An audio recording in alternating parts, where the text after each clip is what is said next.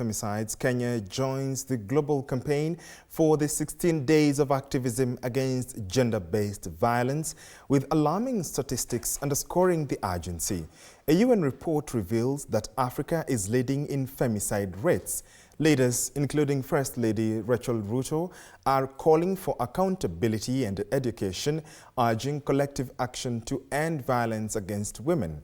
And as Ann Odida reports, this comes at a time when femicide cases have skyrocketed in the country.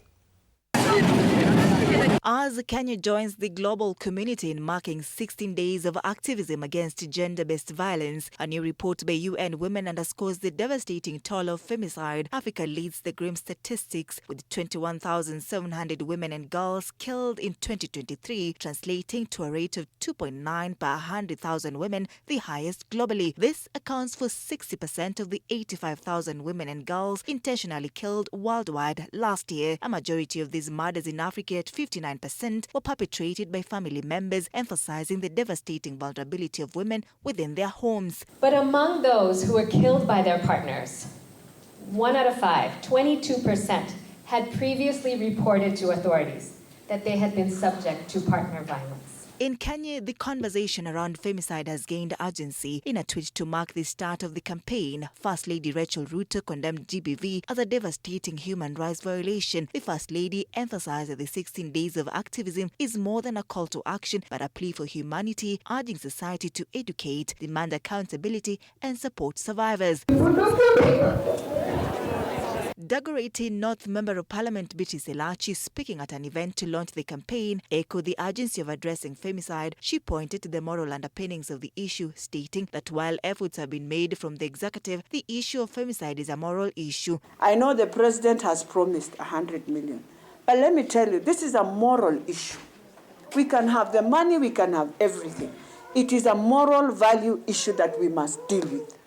And how do you deal with it? We must go back to school to start talking to our young students in high school and colleges. The situation was similar in Makueni County, where women MPs called for stronger action to address this epidemic, urging the judiciary to expedite judgments on these cases. Na judiciary, cases zifanywe haraka kabisa.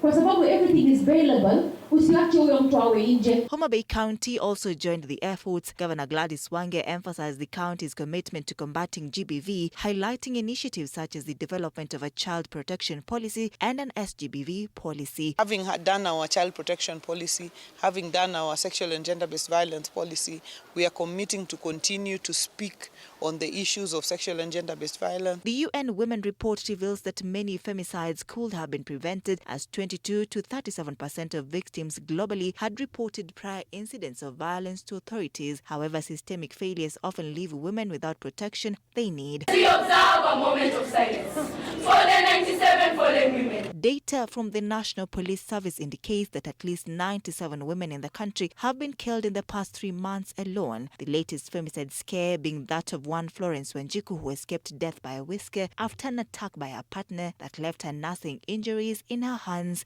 and fingers. Ann Odida, TV 47.